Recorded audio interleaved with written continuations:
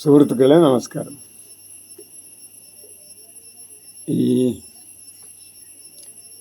നമ്മുടെ സഖാവ് മജീദ് മാഷയുടെ പ്രമേയത്തെക്കുറിച്ചിട്ടാണ് നമ്മൾ ചർച്ച ചെയ്തുകൊണ്ടിരുന്നത്. അതിൻ്റെ കാര്യങ്ങളൊക്കെ ഞാൻ പറഞ്ഞെങ്കിലും എന്തുകൊണ്ട് അടിസ്ഥാനപരമായി എന്ത് വീക്ഷണം വെച്ചിട്ടാണ്, എന്ത് പ്രിൻസിപ്പിൾ വെച്ചിട്ടാണ്, എന്ത് തത്വം വെച്ചിട്ടാണ് ഇങ്ങനെയൊക്കെ പറയുന്നത് എന്നതിനെക്കുറിച്ചിട്ട് ഈ വീഡിയോ ചെയ്യാൻ, അവസാനത്തെ വീഡിയോ എന്ന നിലക്ക് തന്നെ ചെയ്യാൻ ആഗ്രഹിക്കുന്നു. അതിൽ ഒന്നാമതായിട്ട് എനിക്ക് പറയാനുള്ള പ്രിൻസിപ്പിള്, ഉണ്ടാക്കാൻ കഴിയുന്ന വസ്തുക്കളെ നമുക്ക് ഇല്ലാതാക്കാനും കഴിയും. ഒന്നും കൂടിയും പറയാം, ഉണ്ടാക്കാൻ കഴിയുന്ന വസ്തുക്കളെ നമുക്ക് ഇല്ലാതാക്കാനും കഴിയുള്ളൂ. അതല്ലാതെ ഇല്ലാതാക്കുന്നത് അതേക്കുറിച്ചിട്ട് ഒരു ധാരണയില്ലെങ്കിൽ മാത്രമേ ഉള്ളൂ. ഒന്നും കൂടിയും പറയാം, ഒരു സൈക്കിള് ഉണ്ടാക്കാൻ കഴിയും വിചാരിച്ചോളൂ. ഉണ്ടാക്കാൻ കഴിയുന്ന ആൾക്ക് അതിൻ്റെ തകരാറുകൾ തീർക്കാൻ കഴിയും. ഒരു കാർ ഉണ്ടാക്കാൻ കഴിയുന്ന ഒരാൾക്ക് അത് തീർക്കാൻ കഴിയും. അല്ലെങ്കിൽ അയാൾ എന്തെങ്കിലും പറഞ്ഞെടുത്ത അയാളുടെ നിർദ്ദേശം അനുസരിച്ച് മറ്റുള്ള ഒരാൾക്ക് തീർക്കാൻ കഴിയും. അത്രയേ ഉള്ളൂ. ഈ യഥാർത്ഥത്തിൽ മനുഷ്യജീവൻ എന്നത്, അല്ലെങ്കിൽ മനുഷ്യ ശരീരം എന്നത് ഉണ്ടാക്കിയത് സയൻസ് അല്ല, ശാസ്ത്രമല്ല. അതുകൊണ്ട് തന്നെ അതിനെ നേരെ മറിച്ച് ഇല്ലാതാക്കാൻ നമുക്ക് കഴിയും കേട്ടോ. അതിൻ്റെ എല്ലാ ഗുണങ്ങളും കൊണ്ട് ഇല്ലാതാക്കാൻ വളരെ ഒരു പ്രയാസമില്ല. പക്ഷേ ഈ ഇല്ലാതാക്കാനുള്ള അവകാശം ഉണ്ടോ എന്നതാണ് നമ്മുടെ സംശയം. ഉണ്ടാക്കാൻ കഴിയുന്ന വസ്തുക്കളെ ഇല്ലാതാക്കാൻ നമുക്ക് അവകാശമുണ്ട്. ഞാൻ പറഞ്ഞു മനസ്സിലായിട്ടുണ്ടാവും വിചാരിക്കുന്നു. അതായത് ഉണ്ടാക്കാൻ കഴിയുന്ന വസ്തുക്കൾ മാത്രമേ നമ്മൾക്ക് ഇല്ലാതാക്കാനുള്ള അവകാശവും അധികാരവും ധാർമ്മികതയുമുള്ളൂ. ജീവൻ എന്നത് നമുക്ക് ഉണ്ടാക്കാൻ കഴിയില്ല. അത് ഏറ്റവും ചെറിയ ജീവൻ മുതൽ, ഒരു വൈറസ് മുതൽ ഇന്നത്തെ മനുഷ്യൻ വരെയുള്ള, അല്ലെങ്കിൽ ഈ ജീവൻ്റെ പതിപ്പുകൾ വളരെ കൂടുതലുണ്ട്. 80,000-ഓളം പതിപ്പുകളുണ്ടെന്നാണ് പറയുന്നത്. അത് ഇപ്പോഴത്തെ വീക്ഷണ സൗകര്യങ്ങൾ വെച്ചിട്ടാണ്. അതിനൊക്കെ എത്രയോ കൂടുതൽ നമ്മളുടെ വീക്ഷണ സൗകര്യങ്ങൾ കൂടുന്നതിനനുസരിച്ച് കാണാനും കേൾക്കാനും അനുഭവിക്കാനുള്ള കഴിവ് കൂടുതലാണല്ലോ നമ്മുടെ ശാസ്ത്രത്തിൻ്റെ പുരോഗതി. അത് കൂടുന്നതിനനുസരിച്ച് അത് കൂടിക്കൊണ്ടേയിരിക്കും. അപ്പോൾ അതുകൊണ്ട് തന്നെ ഇങ്ങനെയുള്ള ഒരു ജീവനെയും ഉണ്ടാക്കാൻ മനുഷ്യന് കഴിയില്ല. അപ്പോൾ അതിനെ ഇല്ലാതാക്കാനുള്ള അവകാശം അവനില്ല എന്നാണ് ഞാൻ പറഞ്ഞത്. നേരെ മറിച്ച് നമുക്കറിയാം, മനുഷ്യന് ഇല്ലാതാക്കാനുള്ള എല്ലാ കഴിവും നമ്മളെ ശാസ്ത്ര അറിവുകൾ നമുക്ക് നൽകിയിട്ടുണ്ട്. അത് ഏതുവരെ എന്ന് വെച്ചാൽ 1,14,000 ആൾക്കാരെ ഒറ്റ ദിവസം 24 മണിക്കൂർ കൊണ്ട് തന്നെ ഹിരോഷിമയിൽ നമുക്ക് കൊല്ലാനായി. അത് നമ്മളെ കഴിവ് തന്നെയാണ്. പക്ഷെ നേരെ മറിച്ച് നിങ്ങളൊന്ന് ആലോചിച്ച് നോക്കുക, ഒരാളെയെങ്കിലും വേണ്ട, ഒരു ഈച്ചയെങ്കിലും ഉണ്ടാക്കാൻ മനുഷ്യന് കഴിവുണ്ടോ? അതാണ് ആദ്യത്തെ ചോദ്യം. പിന്നെ അടുത്ത ചോദ്യം, അടുത്ത എൻ്റെ പ്രിൻസിപ്പിള്, നിർമ്മിക്കാൻ ആവശ്യമായ വസ്തുക്കളെ ആ വസ്തു റിപ്പയർ ചെയ്യാനും ആവശ്യമുള്ളൂ. നിർമ്മിക്കാൻ ആവശ്യമുള്ള വസ്തുക്കളെ ആ വസ്തു റിപ്പയർ ചെയ്യാനാണ്. ഉദാഹരണമായിട്ട് ഒരു സൈക്കിൾ ഉണ്ടാക്കുന്ന ഫാക്ടറിയിൽ എന്തൊക്കെ അസംസ്കൃത വസ്തുക്കളാണ് വേണ്ടത്, ആ വസ്തുക്കൾ കൊണ്ട് തന്നെ അത് പിന്നെ എന്ത് കേടുണ്ടെങ്കിലും അത് തീർക്കാൻ പറ്റും. അതിന് ആ വസ്തുക്കളിൽ നിന്ന് പുറമുള്ള വേറൊന്ന് വേണമെന്ന് പറയുന്നത് ഇതിലെന്തോ അപാകതയുണ്ട്. അതായത് നമ്മുടെ ഈ ഇന്നത്തെ ചികിത്സാ സമ്പ്രദായത്തിലേക്ക് എടുക്കുകയാണെങ്കിൽ, ചികിത്സാ സമ്പ്രദായമോ ചികിത്സക്ക് ആധാരമായ ശാസ്ത്രമോ ജന്തുശാസ്ത്രമോ ജീവശാസ്ത്രമോ പറയുന്നതനുസരിച്ച് മനുഷ്യ ശരീരം നിർമ്മിക്കാൻ ആവശ്യമായ അത് ആണല്ലോ ആദ്യം അമ്മയ്ക്ക് കിട്ടുന്ന ആഹാരം, അത് വായു, വെള്ളം, ഭക്ഷണം. ഈ ഭക്ഷണം കൊണ്ട് തന്നെ ഒരു സമ്പൂർണമായ പരിപൂർണനായ ഒരു മനുഷ്യ ശരീരം ഉണ്ടാക്കാൻ അതിന് കഴിയും. അതിന് ശേഷവും പിന്നീട് മനുഷ്യൻ ഈ ഭക്ഷണം കഴിച്ചിട്ട് തന്നെ ഇത് വലിയ ശരീരമാക്കാനും കഴിയും. അങ്ങനെയുള്ള ഒരു ശരീരത്തിൽ ഉണ്ടാകുന്ന ഒരു രോഗം അല്ലെങ്കിൽ അസുഖം മാറ്റാൻ എന്തിനാണ് ഇതിന് പുറമേ നിന്നുള്ള അതായത് ഈ നിർമ്മിക്കുന്നതിൽ യാതൊരു പങ്കും ഇല്ല എന്ന് പൂർണ്ണമായും തെളിഞ്ഞ, അല്ലെങ്കിൽ പലപ്പോഴും അപകടകരമാണെന്നോ അല്ലെങ്കിൽ വിഷമാണെന്നോ തോന്നുന്ന തെളിഞ്ഞ വസ്തുക്കൾ ഔഷധമായി ഉപയോഗിക്കുന്നത്? ഇതാണ്. അതായത് ഈ അസംസ്കൃത വസ്തുക്കൾ എന്തൊക്കെയാണോ നിർമ്മിക്കാൻ ആവശ്യമായത്, അതിന് പുറമേ ഉള്ള ഒരു നിർമ്മാണത്തിനാവശ്യമില്ലാത്തതെന്ന് നമുക്ക് ബോധ്യമുള്ള, അതായത് പോഷകവസ്തുക്കളല്ലാത്ത പാഷാണങ്ങൾ അല്ലെങ്കിൽ പോഷകവസ്തുക്കളല്ലാത്തവ, പാഷാണമായിക്കോട്ടെ പാഷാണമല്ലാത്തത്, അതൊക്കെ എങ്ങനെയാണ് മനുഷ്യന് ഔഷധമാവുന്നത്? ഈ രണ്ട് ചോദ്യങ്ങളാണ് എനിക്കുള്ളത്. അതായത് നമ്മളെ സംബന്ധിച്ചിടത്തോളം ഈ രോഗങ്ങളുടെ വലിയ എക്സ്പെരിമെൻ്റ് നടത്തിയിട്ടുണ്ട്, റിസർച്ച് നടത്തിയിട്ടുണ്ട് എന്നൊക്കെ പറഞ്ഞു. എന്തിനാണിത്? ഈ മൗലികമായ കാര്യത്തിൽ നിങ്ങൾ തന്നെ ഒന്ന് ആലോചിച്ച് നോക്കുക. ഈ ഒരു ജീവൻ്റെ യഥാർത്ഥത്തിൽ ആവശ്യമായ ഒരു വസ്തുണ്ട്, പോഷക വസ്തുക്കൾ. അത് തന്നെ ആവശ്യത്തിൽ കൂടുതലായാൽ, അമിതമായാൽ അത് തന്നെ അപകടമാണ്, വിഷമാണ്, യാതൊരു സംശയമല്ല. അതായത് എത്രയോ മനുഷ്യർ ആവശ്യത്തിൽ കൂടുതൽ പോഷക വസ്തുക്കൾ കഴിച്ചുകൊണ്ട് തന്നെ രോഗഗ്രഹങ്ങളായത് നമുക്ക് നല്ലോണം അറിയാം. അപ്പോൾ യഥാർത്ഥ പോഷക വസ്തുക്കൾ തന്നെ ആവശ്യത്തിൻ്റെ പരിധി കഴിഞ്ഞാൽ വിഷമായിരിക്കെ, പോഷകവസ്തുക്കളേ അല്ലാത്ത വസ്തുക്കൾ, ഇപ്പോൾ ഉദാഹരണമായിട്ട് ഉപ്പ്, എല്ലാ രാസവസ്തുക്കളും,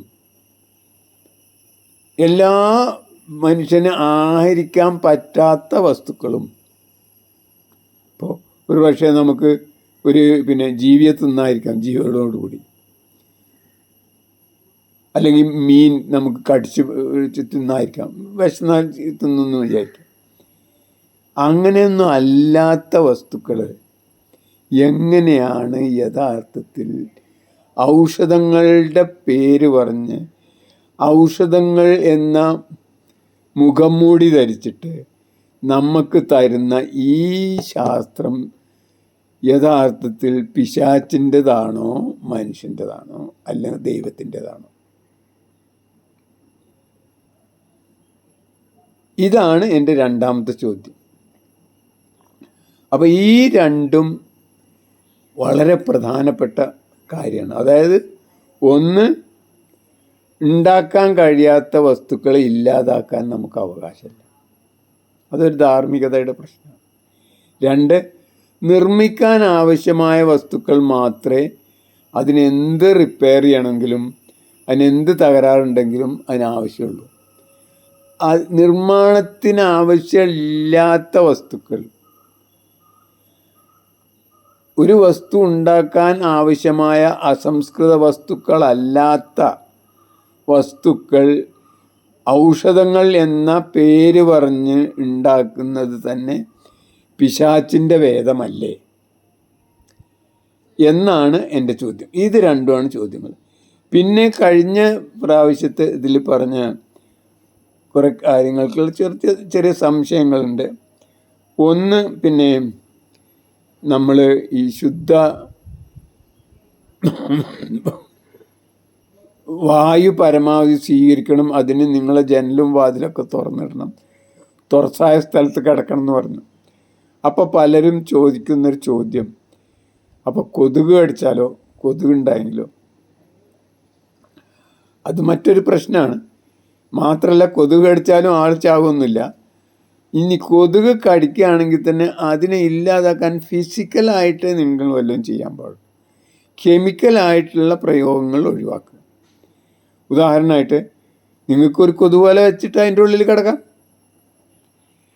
നേരെ മറിച്ച് നിങ്ങൾ കൊതുക് തിരി കത്തിച്ചിട്ട് കൊതുകിനെ ഭയപ്പെടുത്തുന്ന, അതായത് കൊതുക് പോലും അവിടെ പോയാൽ ജീവിക്കാൻ കഴിയില്ല എന്ന് തോന്നുന്ന രീതിയിൽ അവിടെയുള്ള ശുദ്ധവായു ആകെ മലിനീകരിച്ചിട്ട് നമ്മൾ അവിടെ കിടക്കരുത്. അതായത് കൊതുക് തിരി അല്ല ആവശ്യം. കൊതുക് തിരി നല്ലതാണ് ആർക്ക്? അത് ഉണ്ടാക്കുന്ന ആൾക്ക്. നിങ്ങൾക്കും കൊതുകിനും അത് അപകടമാണ്. കൊതുകിനുള്ള അപകടം തന്നെ നിങ്ങൾക്കുണ്ട്. അത് നിങ്ങൾ മനസ്സിലാക്കണം. അതേപോലെ തന്നെ വേറെ ഉണ്ട്. ഇപ്പോൾ വല്ല ഫ്രീക്വൻസി ഈ എന്തോ ഇലക്ട്രോ മാഗ്നറ്റിക് വേവ്സെന്നോ അല്ല എന്തോ സൗണ്ട് വേവ്സോ ഒക്കെ ഉണ്ട്.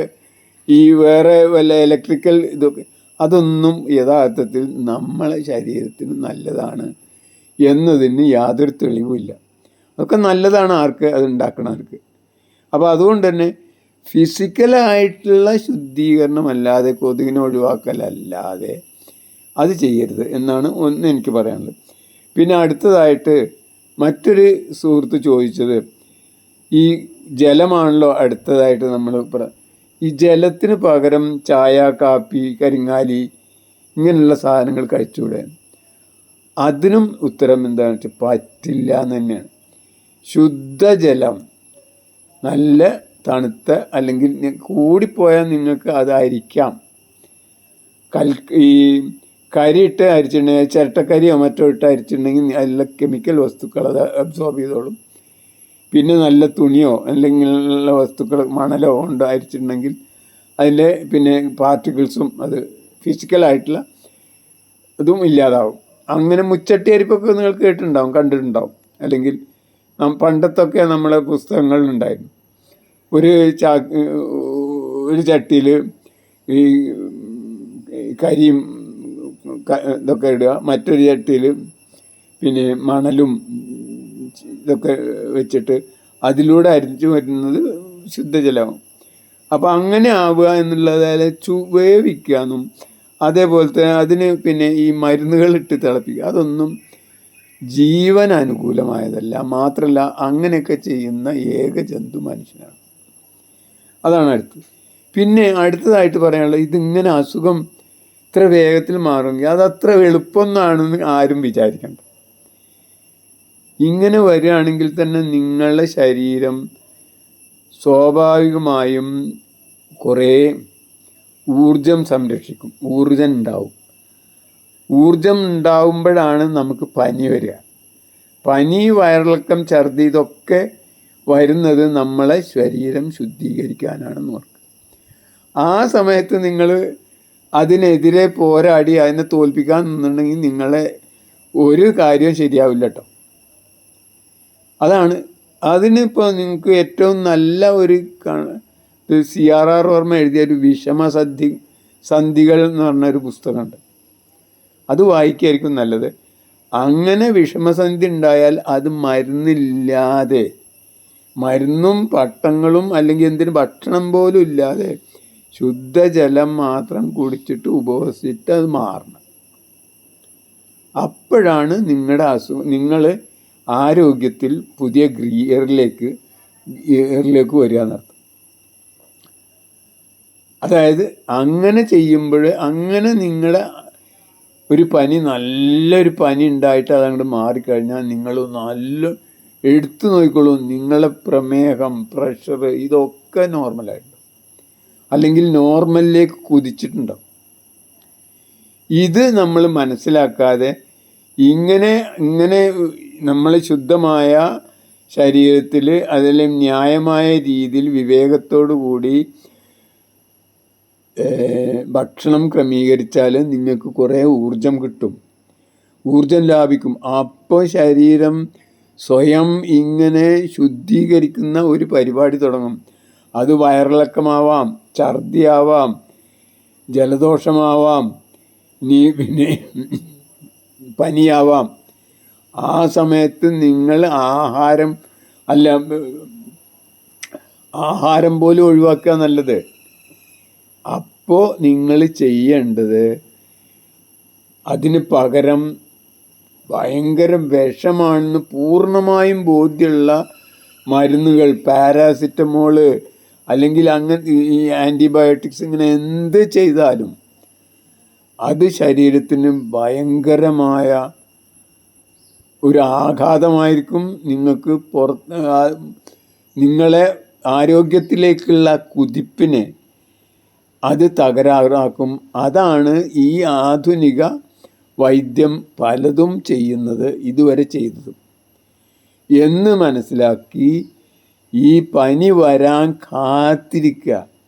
ഇവരെ സംബന്ധിച്ചിടത്തോളം പനിക്ക് 1000 പേരിട്ടിട്ട് അതിന് 1000 മരുന്നുകൾ കൊടുത്ത്, 1000 മരുന്നുകൾ കൊടുത്ത് അങ്ങനെ മരിച്ചിട്ടുണ്ടെങ്കിൽ പനി കൊണ്ട് മരിച്ചു എന്ന് പറയും.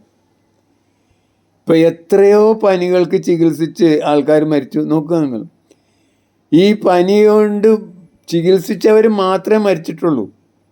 അതും അലോപ്പതിയിലെ ആശുപത്രികളിൽ പോയിട്ട് അവിടെ നിന്നുള്ള എല്ലാ പാരാഫെർനാലിയസും അവിടെയുള്ള എല്ലാ പ്രയോഗങ്ങളും നടത്തിയ ആൾക്കാരാണ് അധികം മരിച്ചത്. അധികമല്ല, മുഴുവൻ.